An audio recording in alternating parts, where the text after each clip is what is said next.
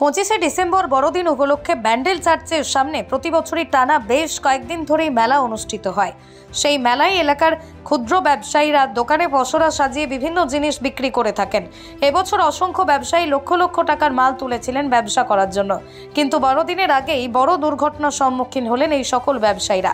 গতকাল মধ্যরাতে আগুনে পুড়ে একেবারে ভস্মীভূত হয়ে গেল 6 থেকে 7টি দোকান।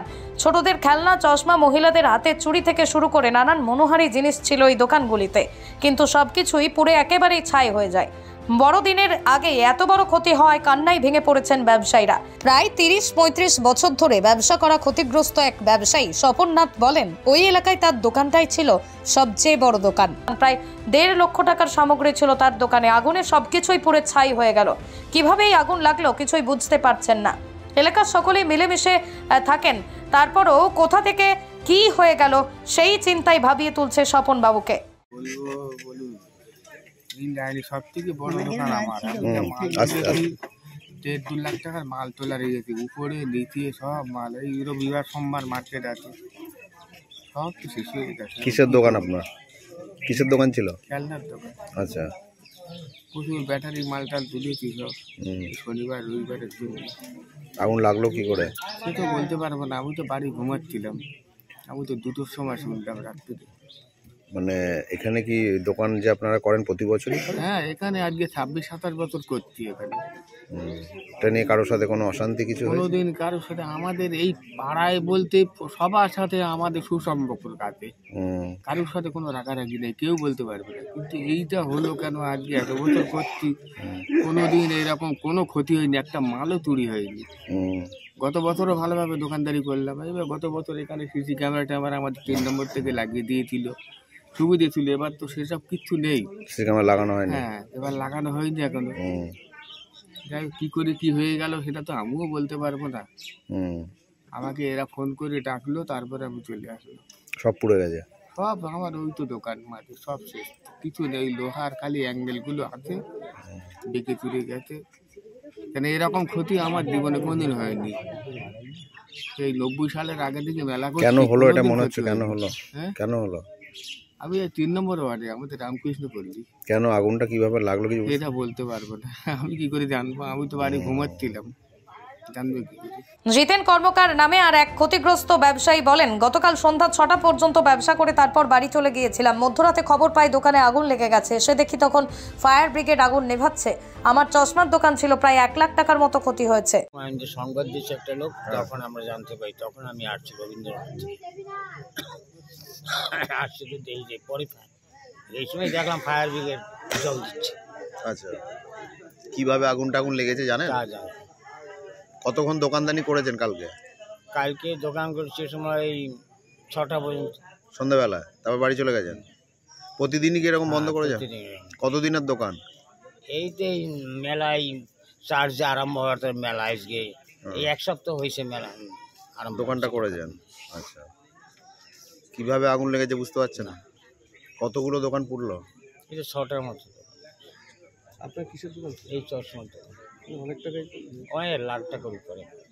বড়দিনের আগে ক্ষুদ্র ব্যবসায়ীদের দোকানে এত বড় ক্ষতির খবর পেয়ে সকালেই ঘটনাস্থলে গিয়েছিলেন কাউন্সিলর অনিন্দিতা রাজবংশী। তিনি জানিয়েছেন, মেলা উপলক্ষে আগামীকালই তার এলাকায় সিসিটিভি লাগানোর জন্য আলোচনা করছিলেন, কিন্তু তার আগে এই দুর্ঘটনা ঘটে গেল। কিভাবে আগুন লাগলো তা প্রশাসন খতিয়ে দেখবে। ক্ষতিগ্রস্ত ব্যবসায়ীরা যাতে ক্ষতিপূরণ পান তার জন্যই আমরা এলাকার বিধায়ক এবং সরকারের কাছে আবেদন জানাবো। কি হলো, কি জানতে পারলেন আপনারা? দেখুন, গতকাল রাত 2টো নাগাদ আমি খবরটা পাই। খবরটা পেয়ে আমার ওয়ার্ডের সবাইকে ফোন করি এবং তারা স্পটে এসে উপস্থিত হন। তার মধ্যে ফায়ার ব্রিগেড এসে মোটামুটি আগুনটা নিভিয়ে দিয়েছিলেন। তো খুবই দুঃখজনক ঘটনা, কারণ প্রত্যেক বছরই এনারা মেলা এখানে লাগায়, মেলা দেয় এখানে। তো গতকাল যেরকম একটা দুর্ঘটনা ঘটে যাবে আমরা কেউ এটার জন্য প্রস্তুত ছিলাম না। তা শর্ট সার্কিটেরও এটা কোনো ব্যাপার নয়, কারণ এখানে ইলেকট্রিসিটি সেভাবে কোনো ব্যাপার থাকে না। তা যাই হোক, কীভাবে লাগলো সেটা প্রশাসন আছে, প্রশাসন তদন্ত করবে যে কীভাবে আগুনগুলো লাগলো। প্রায় 6-7খানা দোকান প্রায় ভস্মীভূত হয়ে গেছে, আপনারা দেখতেই পাচ্ছেন। তো খুবই দুঃখজনক, আমাদের সত্যি বলছি ভীষণ খারাপ লাগছে, কারণ এত বছর ধরে এনারা এখানে দোকান দেয়। এবং আমাদের পরিকল্পনা ছিল যে আমরা 23 তারিখে, আমরা গত বছরও আমরা 23 তারিখে আমরা সিসিটিভিটা লাগিয়েছিলাম। তো গত বছর সিসিটিভি লাগানোর পর খুবই আমাদের সুবিধা হয়েছিল, কিন্তু এত তাড়াতাড়ি যে এরকম একটা দুর্ঘটনা ঘটবে আগেই বললাম যে এর জন্য আমরা প্রস্তুত ছিলাম না। মানে কালকেও আমাদের আলোচনা হয়েছে যে আমরা 23 তারিখ সিসিটিভি লাগাচ্ছি। না, এটা কি ধরুন এরা তো প্রতি বছরই দোকান করে, এরা বলছেন যে এখানে কোনো সমস্যা নেই, এখানেই নিছক দুর্ঘটনা নাকি কেউ লাগিয়ে দিয়ে থাকতে পারে? দেখুন, এটা তো ঠিক বলা যাচ্ছে না, এটা প্রশাসন বুঝবে তদন্ত করে যেটা দুর্ঘটনা নাকি কেউ এটা বদমাশি করেছে। হ্যাঁ, তবে কেউ যদি বদমাশি করে থাকে তাহলে এটা আমি সত্যি মানে অন্তরস্থল থেকে ধিক্কার জানাই, কারণ এখানে তো গরিব মানুষেরাই নিজেদের ব্যবসার জন্য, দুটো পয়সার জন্য এই একটা মাসে যে সারা জায়গা থেকে যে লোকজন আসে, এই আমাদের ব্যান্ডেল চার্চ যেহেতু একটা ঐতিহাসিক জায়গা, বিভিন্ন জায়গা থেকে যেখানে মানুষের সমাগম হয়, এই এক মাসে তারা এখানে মেলাটা দেয়। তো এটা যদি কেউ ইচ্ছাকৃত করে থাকে তাহলে সত্যি এটা মনুষ্যত্বের পরিচয় না। অনেকে ধার দেনা করে মাল তুলেছিল, এই সময়টা যাতে বিক্রি বাট্টা হয়, অবশ্যই সবই পুড়ে গেছে। একদম। আপনারা কিভাবে মানে ওদের পাশে দাঁড়াবেন? দেখুন, এটা আমাদের মাননীয় বিধায়ক অসিত মজুমদার মহাশয়কে জানানো হয়েছে, উনি আর কিছুক্ষণের মধ্যেই আসবেন। তো দাদার সাথে ব্যাপারটা নিয়ে আমরা সবাই আলোচনা করব। অবশ্যই আমরা আবেদন রাখবো সরকারের কাছে যে যাতে এনাদের পাশে আমরা দাঁড়াতে পারি। ব্যান্ডেল চার্চের সামনে এই দুর্ঘটনার খবর পেয়ে সকালে ঘটনাস্থলে গিয়েছিলেন চুঁচুড়ার বিধায়ক অসিত মজুমদার। ক্ষতিগ্রস্ত সকল ব্যবসায়ীর সাথেই তিনি কথা বলেন। বিধায়ক জানিয়েছেন, যাদের দোকানে আগুন লেগেছে তারা প্রত্যেকেই গরিব মানুষ, লোন নিয়ে ব্যবসা করছিলেন। তারা যাতে ক্ষতিপূরণ পান তার জন্যই জেলা শাসকের কাছে এই বিষয় নিয়ে আবেদন জানাবো। আমরা নিজেরাও ক্ষতিগ্রস্ত এই ব্যবসায়ীদের পাশে থাকবো। সংবাদ পাই, আমাদের 4 নম্বর ওয়ার্ডের প্রাক্তন কাউন্সিলর এবং 3 নম্বর ওয়ার্ডের কাউন্সিলর আমাকে খবর দেয় যে এখানে এরকম ঘটেছে, এবং একজন সাধারণ মানুষও খবর দেয়। আমি এলাম, দেখলাম এলাকার পরিস্থিতি। এরা সব গরিব মানুষ, লোন ফোন করে একটা জায়গায় দাঁড়িয়েছে, কিন্তু এদের কোনো ট্রেড লাইসেন্স নেই। তবুও আমি বললাম যে এরা ডিএমের কাছে একটা অ্যাপ্লিকেশান করুক আমার মাধ্যমে। আমি আজকেই ডিএম ম্যাডামের সাথে কথা বলবো, আমার টাইম আছে ডিএম ম্যাডামের সাথে একটা কিছু সরকারি প্রজেক্ট নিয়ে কথা বলার। তার মধ্যে এটা নিয়েও কথা বলবো, সরকারি সাহায্য যদি কোনোভাবে করা যায়, যতটাই যাক, সরকার তো গরিব মানুষের পাশে। অনেক প্রতিকূল অবস্থায় সরকার বিভিন্নভাবে সাহায্য করে। আমাদের চুঁচুড়ায় যখন ওপারে সেই বোমবাস্টিং হলো, তাতেও আমরা গরিব মানুষকে সাহায্য করেছি। ঝড় বন্যা আমরা সাহায্য করি। আর যদি কোনোভাবে সরকারের অসুবিধা থাকে, আমরা দলগতভাবে এই যে 7টা দোকান পড়ে গেছে, আমি আমাদের 2 কাউন্সিলরকে সাথে নিয়ে আর্থিকভাবে তাদের পাশে থাকব।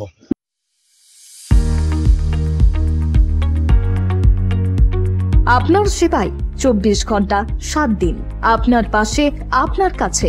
স্পন্দন health care.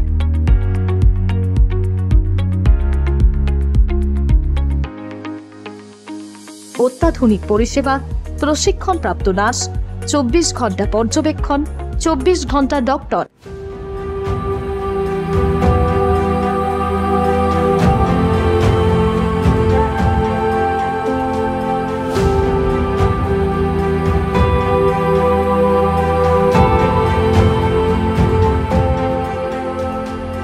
AC, non AC cabin, ICU এবং এইচডিইউ, ডায়াগনস্টিক সেন্টার, ওষুধ দোকান, অভিজ্ঞ চিকিৎসক, ডায়ালিসিস, মাইক্রো সার্জারির মতো সমস্ত পরিষেবা এক ছাদের তলায়। আধুনিক পরিষেবাযুক্ত স্পন্দন হেলথ কেয়ার। আপনার যাবতীয় সমস্যায় দ্রুত যোগাযোগ করুন। আমাদের যোগাযোগ নম্বর 9382548916। আপনাদের জন্য যোগাযোগ নম্বরটি আরও একবার 9382548916। স্বল্প ব্যয়ে স্বাস্থ্যকর পরিষেবা, স্পন্দন হেলথ কেয়ার। আপনার দ্রুত আরোগ্য লাভে সদা সচেষ্ট স্পন্দন হেলথ কেয়ার।